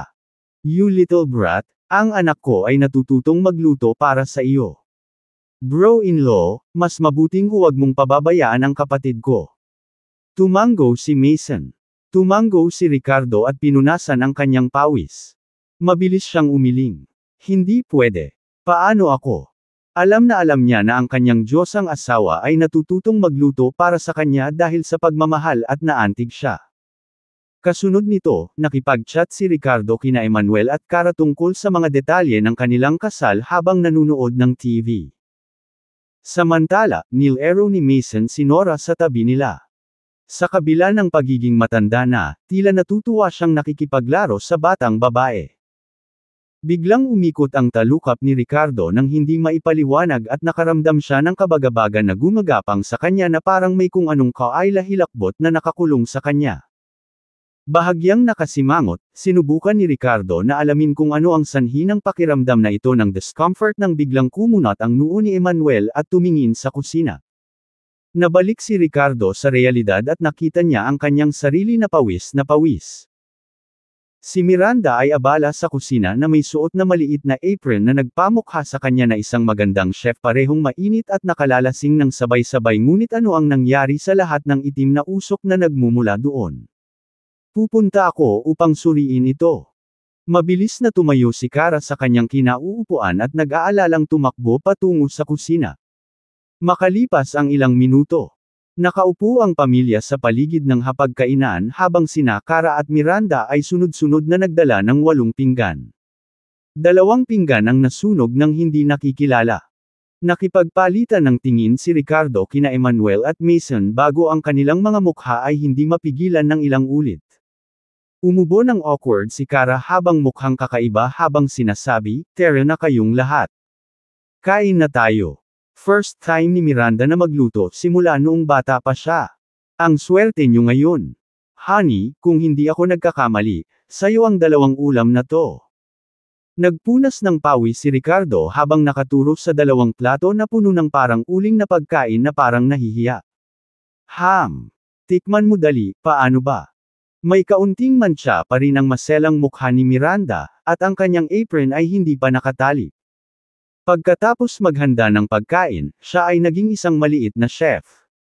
Sa sandaling ito, tumingin siya kay Ricardo na may bakas ng pananibik sa maganda nitong mga mata, hinihimok siya. May sense of accomplishment din sa pagitan ng kanyang mga kilay. Ito ang kanyang unang pagkakataon na magluto, at si Miranda ay sabik na matikman ni Ricardo ang kanyang galing sa pagluluto. Sa sandaling ito, napatingin si Ricardo sa dalawang may itim na pinggan sa kanyang harapan at hindi niya napigil ang kainin ang mga iyon.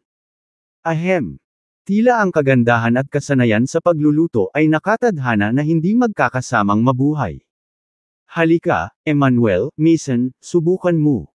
Nagkaroon ng ideya si Ricardo at tinawag niya sina Emmanuel at Mason. Kuya, mauna ka na. Dapat ikaw ang unang lalaking makakatikim ng luto ng kapatid ko. Hindi natin maagaw ang kulog mo. Tumawa ng mahina si Mason at sinabing, I insist. Oo. Alam ng lahat na natuto si Miranda magluto para lang sayo. Ricardo, tara at subukan mo. Tumango si Emmanuel na may seryosong ekspresyon. Pawis na pawis si Ricardo. Ricardo, anong ibig mong sabihin? Pinaghirapan ko ang mga pinggan para ayaw mong kainin. Sa puntong ito, nagbago ang mukha ni Miranda habang malamig na nakatitig kay Ricardo na may bakas ng galit sa maganda nitong mga mata.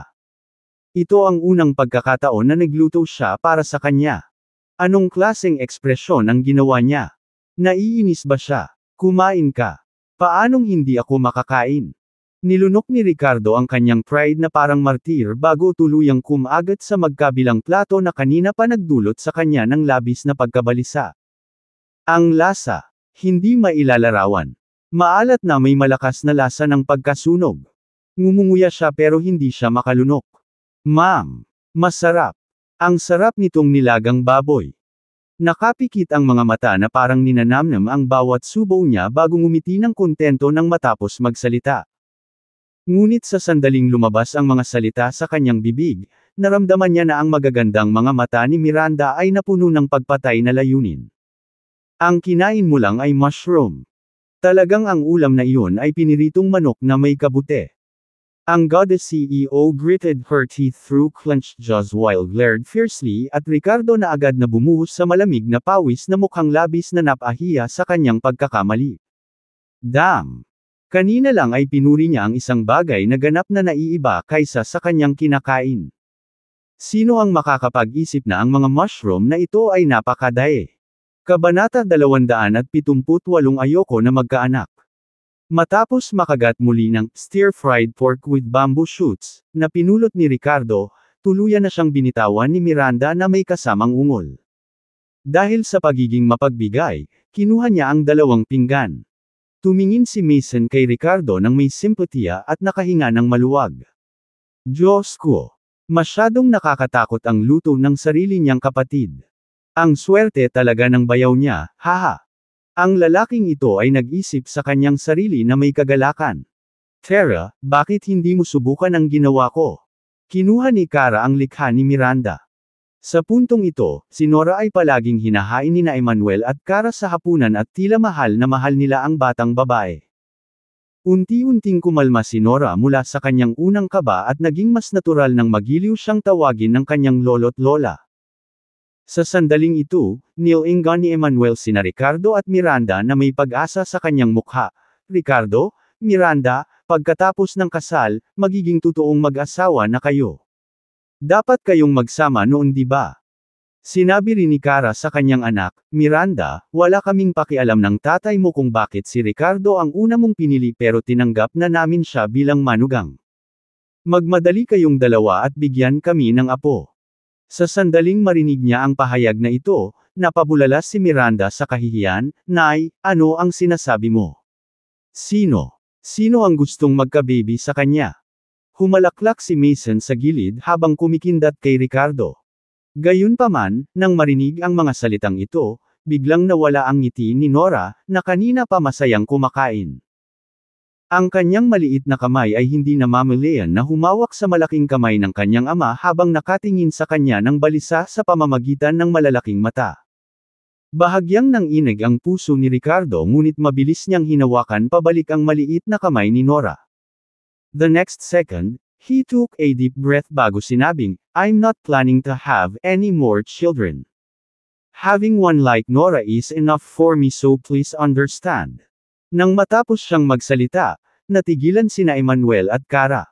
Nagsalubong agad ang mga kilay nila. "Ricardo, sinasabi mo bang wala kang balak magkaroon ng sariling anak kay Miranda?" Matigas na tanong ni Emmanuel. Tinitigan din ni Cara si Ricardo ng misensinang naghahatid ng matinding pagtatanong sa kanyang tingin. Samantala, nang tingnan ni Miranda si Ricardo sa hindi malamang dahilan, may bakas ng kalungkutan na sumilay sa kanyang mga mata. The next second, a smile appeared on her face and she spoke in a coquettism tone, "Dad, Mom, what are you doing?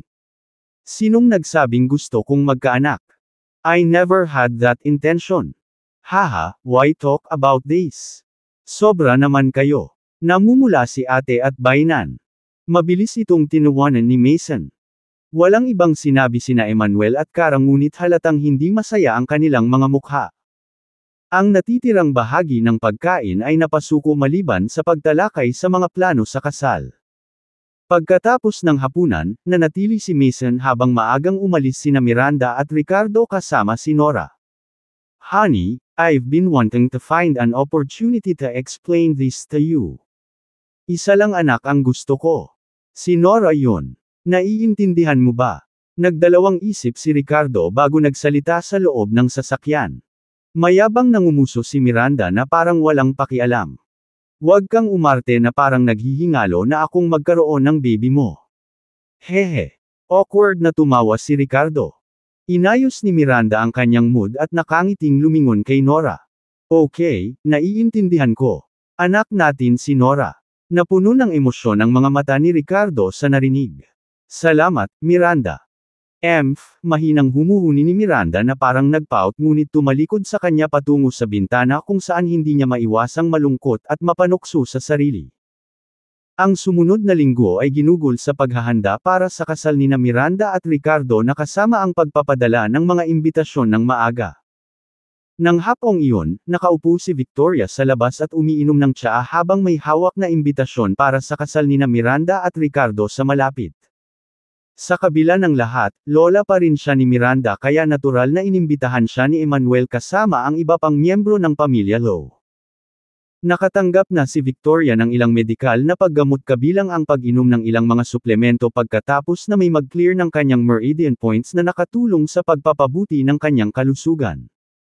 Wala siyang anumang malalaking karamdaman noon. Kaya lang ang pamilya ni Romeo ang nagdulot sa kanya ng matinding pagkabalisa kanina.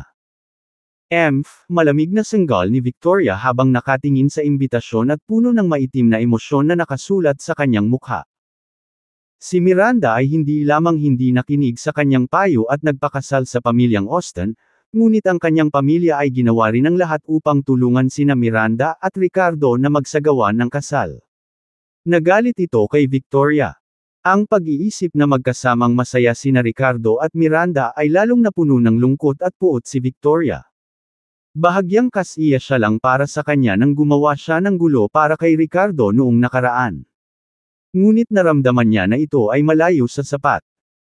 Ipinaalam na niya sa lahat sa pamilya Low na walang sinuman ang pinayagang dumalo sa kasal sa araw na iyon, kabilang ang mga malapit na kasosyo sa kanila o ilang mga pangalawang rate na pamilya, na lahat ay nakatanggap ng pahintulot ni Victoria. Kung hindi, hindi nila siya iginagalang. "Ricardo, Miranda. Tignan ko kung ilan ang dadalo sa kasal mo. Kapag wala sa iyong inaasahang bisita ang dumating at lahat ng nakareserbang upuan ay walang laman, tingnan natin kung paano mo ito haharapin. Pagtatawanan ka ng mga tao sa buong Edoland kung ganoon." Hehe. Bakas sa mukha ni Victoria ang masasamang ekspresyon habang malamig na ungol sa sarili. Noon lang, 2 tao ang pumasok mula sa labas ng bakuran na palihim na lumilingon sa paligid.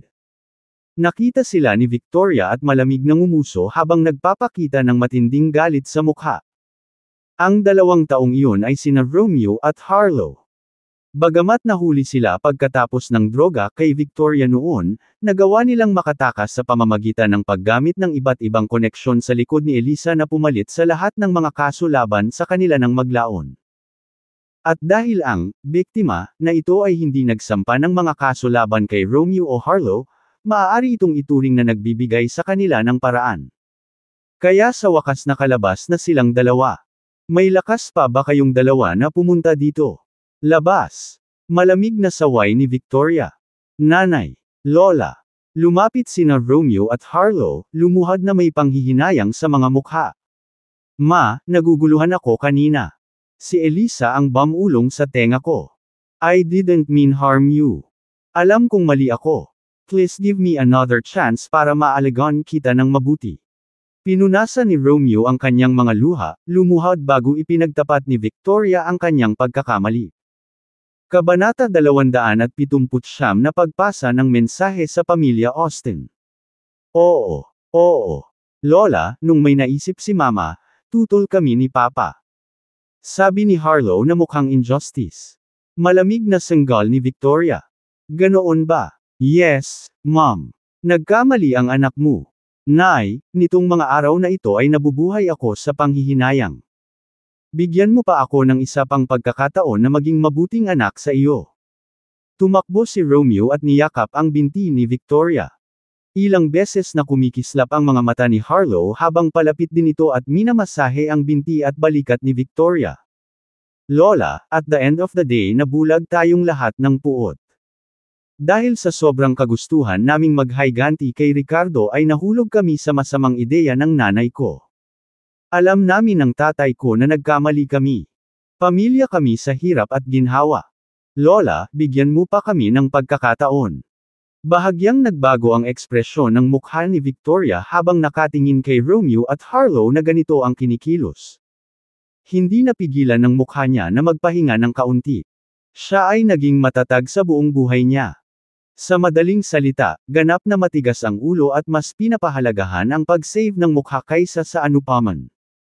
Ito rin ang dahilan kung bakit tinutulan ni Miranda ang kanyang intensyon. Pagkatapos ng ilang pagkakataon na hindi niya magawa, nagtanim ng sama ng loob si Victoria sa kanyang apo. Kinampihan ng panganay na anak na lalaki at manugang sina Miranda at Ricardo, na ikinagalit ni Victoria maging ang kanyang sariling panganay na anak. Gaano man kapamilya si Emmanuel, nanatiling hindi natinag si Victoria. Sa huli, lahat ng ito ay dahil sa kagagawan ng pamilya ng kanyang panganay kaya nawalan siya ng autoridad at mukha. Gayunpaman, sa sandaling ito, ang kanyang pangalawang anak at pangalawang apo ay lumuluhod na humihingi ng kapatawaran na nagpagaan ng pakiramdam ni Victoria tungkol sa kanyang sarili. Pakiramdam niya ay siya pa rin ang mataas at makapangyarihang ulo ng pamilya Low na kayang sabihin ang anumang gusto niya nang walang tanong. So alam mong nagkamali ka. Malamig na umungulmuli si Victoria ngunit medyo pinalambot ang tono nito. Nagpalitan ng tingin sina Romeo at Harlow sa kaagad na nagsimulang humingi ng tawad habang sinusubukang pasayahin si Victoria sa pamamagitan ng matatamis na salita. Sige, umalis ka na dito. Dahil naparusahan na si Elisa, hahayaan ko na ang mag-ama mong mag-amang mag-isa lang na ito base sa relasyon nating pamilya. Ayoko muna kayong makita ngayon kaya umalis na kayo dali. Ang pagsisisi mula sa pamilya ni Romeo ay nagparamdam kay Victoria na nagawa na sa loob ngunit hindi ito natabunan ng matamis na usapan sa alinmang paraan, dahil sinubukan nilang patayin siya o alisin ng buo ang posisyon ng ulo ng mga Lows. Maaaring hindi na sila hinabol ni Victoria, ngunit imposibleng maging malapit na tulad ng dati. Ang susunod na pinuno ng pamilya Low ay hindi magbibigay ng anuman kay Romeo. Oo. Mom, aalis na kami ni Harlow.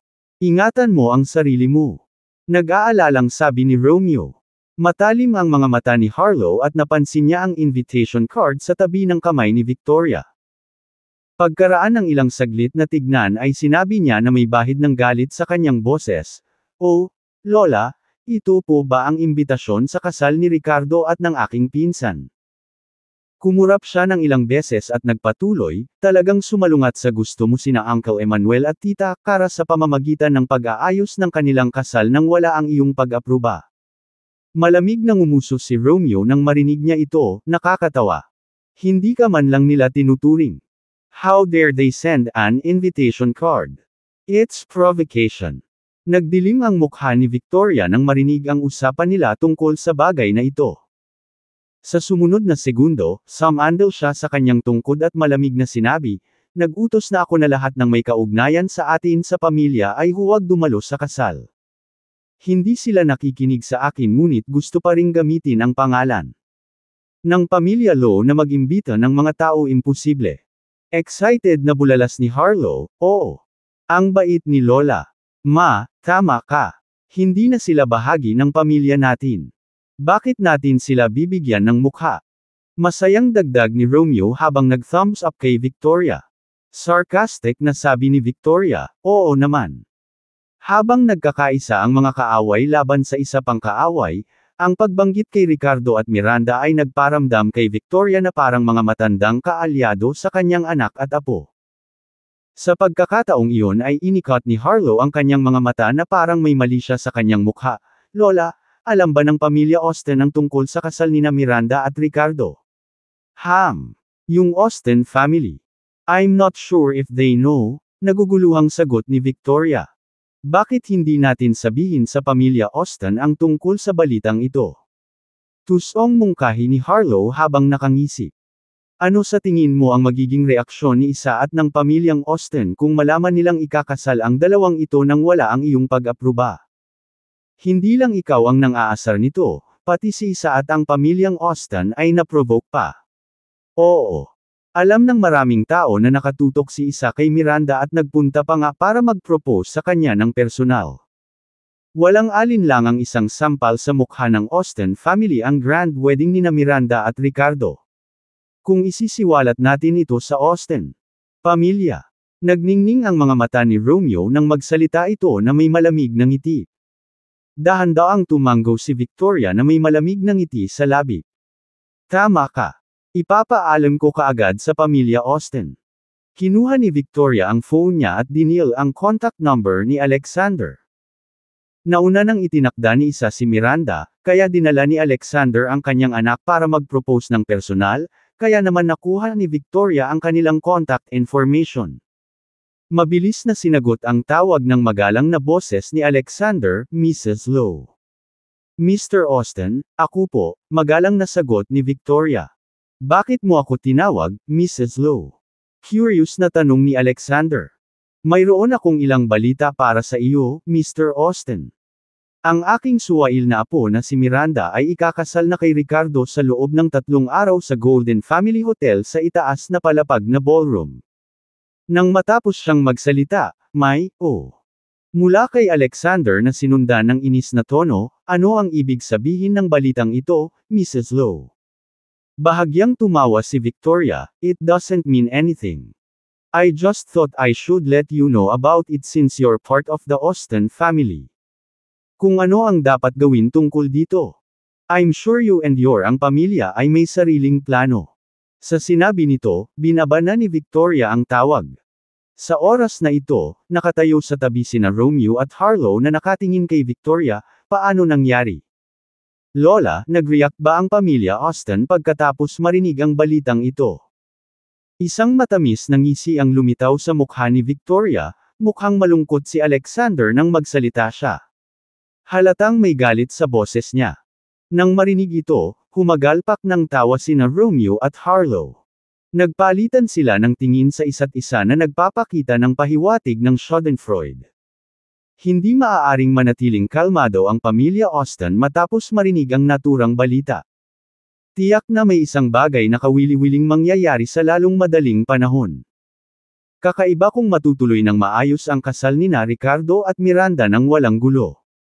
Kabanata 280 Magregalo kay Miranda. At sa parehong oras, sa kabilang panig. Medyo hindi kaaya-aya ang mukha ni Alexander, na may bakas ng hinanakit sa kanyang mga mata. "Alexander, anong nangyayari?" tanong ng isang magandang babae sa tabi niya na nakakunot ang noo. Siya ang orihinal na asawa ni Alexander at ina ni isa, si Amelie Ratliff. Tumawag lang sa akin si Mrs. Lowe of Edoland the Lowe family at sinabihan akong ikakasal na sina Ricardo at Miranda this weekend in 3 days. Malamig na sanggal ni Alexander. Nang marinig ito, kumunat din ang noo ni Amelie. Anong ibig sabihin nito? Gusto ba nilang umaten tayo sa kasal nila? Sobra na. Malamig niyang nilingon si Alexander at sinabing, huwag kang pumunta. Kung hindi nakuha ni isa si Miranda, isa lang iyon, pero ngayon gusto niyang dumalo tayo sa kasal ni Ricardo. Hindi ba tayo nababahala sa ating reputasyon? Hindi ka pa ba humingi ng tawad kay Ricardo ayon sa kagustuhan ng iyong ama? Patuloy niya. Ano ang gusto ng pamilya Lowe ngayon? Iritadong iwinagayway ni Alexander ang kanyang kamay, tama na. Hindi naman siguro mali siya ang pag-iimbita sa atin. Marahil isa lang itong paraan para magpakita ng mabuting kalooban si Ricardo sa atin. Paft. Napangisi si Amelie. Sino siya sa palagay niya? Isa lang siyang ordinaryong katutubo na walang anumang background. Hindi ibig sabihin na kaya niyang kumilos ng mayabang dahil mayroon siyang ilang kakayahan. Sabi pa nga niya gusto niyang patayin ang anak ko, galit na pagpapatuloy nito. Hindi pa kami gumanti sa kanya, kailangan pa namin siyang bigyan ng isa pang regalo para sa kasal niya. Ano ang mabuting may dudulot ng iyong galit? Naiinip na sagot ni Alexander. At huwag maliitin si Ricardo. Alam mo kung ano ang ibig sabihin kapag ang isang tao ay maaaring mag-isang talunin ang 4 na dalubhasa sa Grandmaster. Walang magawa siyang bumantong hininga bago sinabing, but never mind. It's just another gift. Samantala, may isang tao mula sa pamilyang Austin ang nakakaalam tungkol sa araw ng kasal ni Ricardo at Miranda kaysa kay Alexander. Kung may nagtatanim pa rin ng sama ng loob kay Ricardo sa kabila ng pagbabawal na makita siyang muli, sino pa kaya ito kundi si isa? Si Caden ay itinalaga ni isa sa Edoland na partikular na nagtatarget sa Ricardo kaya natural na binabantayan din niya ang paparating na kaganapang ito. Sa gabi bago ang kanilang malaking araw. Sa pasukan ng isang pagawaan ng pagkain, katatapos lang ni Theo sa trabaho at naghahanda na siyang sumakay sa kanyang motorsiklo pauwi. Mula nang itaboy ni Ricardo at Miranda mula sa dating pabrika, si Theo, na kulang sa anumang partikular na kasanayan, ay hindi nakahanap ng disenteng trabaho. Ngayon, siya ay nagtatrabaho sa isang karaniwang gawain sa linya ng pagpupulong sa isang pabrika ng pagkain. Buong araw, nagtatrabaho ng 2 shift na 12 oras bawat isa, kumikita lamang siya ng humigit kumulang $3,000 sa isang buwan. Kung ikukumpara sa dati niyang trabaho bilang factory manager na may buwanang sweldo na $20,000, parang gabi at araw. Para masuportahan ang kanyang 4 na anak, ipinagbili pa niya ang kanyang Audi.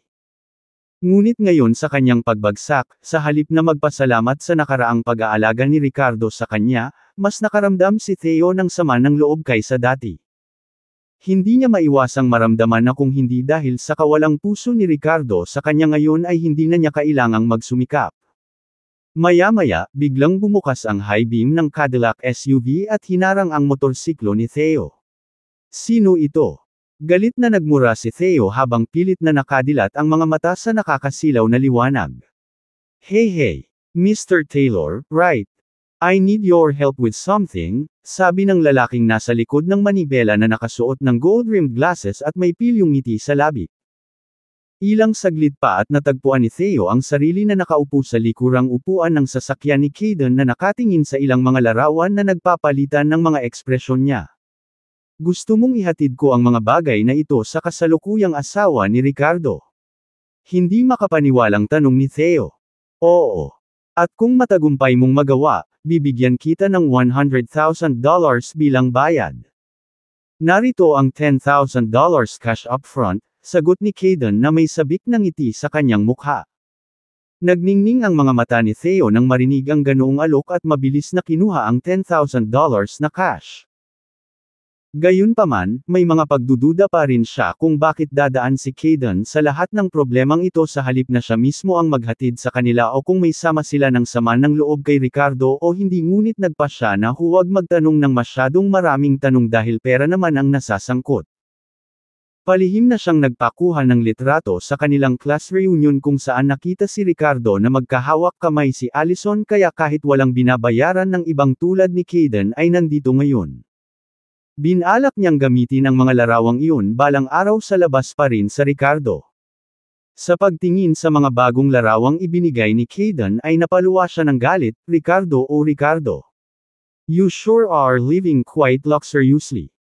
Nga pala, pagkatapos mong ihatid ang mga litrato kay Miranda bukas, siguraduhin mong hindi mo babanggitan na alam ko, okay. Sabihin mo na lang na palihim mong kinuha ang mga larawang ito. Ilagay mo itong listening device bukas, at kung maglakas loob kang mag-blab, ikaw. Hindi makakakuha ng kahit isang sentimo ng perang ipinangako mamaya. And, I promise you will die a miserable death. Naiintindihan mo ba? Babala ni Caden, makapal sa pananakot ang tono niya. Pagkatapos ay hinampas niya ang kamay ni Theo, at sinabing, syempre, basta't masunurin ka sa pakikinig sa akin at gawin mo ang sinasabi ko, hindi lang bibigyan kita ng $100,000 kundi mag-aayos din ng magandang trabaho na nagbabayad ng $10,000 kada buwan.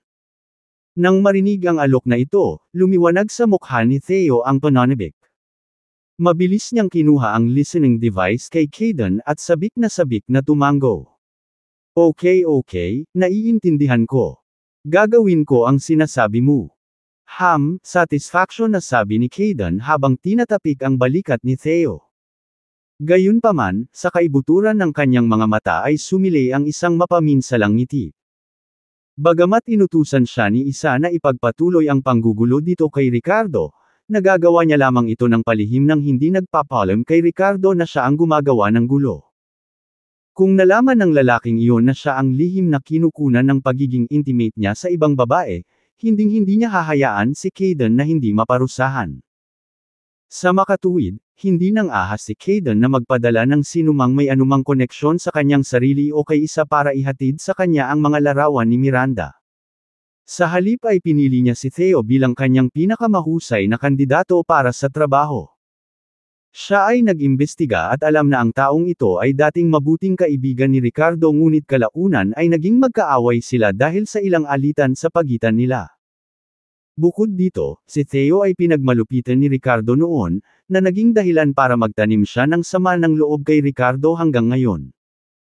Gusto niyang gumanti kay Ricardo, at ang lihim na pagkuha ng mga larawang ito para ibigay kay Miranda ay tila perpektong plano. Kung lalala ang mga bagay, maaari niyang palaging patahimikin siya ng tuluyan. Pagkatapos ng lahat, siya ay isang ordinaryong tao lamang sa ilalim ng lipunan, at ang kanyang pagkamatay ay hindi magiging sanhi ng malaking kaguluhan. Sa ganitong paraan, matagumpay na maihasik ni Caden ang hindi pagkakasundo sa pagitan ni Ricardo at Miranda nang hindi inilalantad ang kanyang sarili. Pakiramdam ni Caden ay isang maldita na henyo. Ito ay simpleng perpekto. Sa mga pag-iisip na ito, tumingin siya kay Theo na may tuso at nagbabantang kinang sa kanyang mga mata.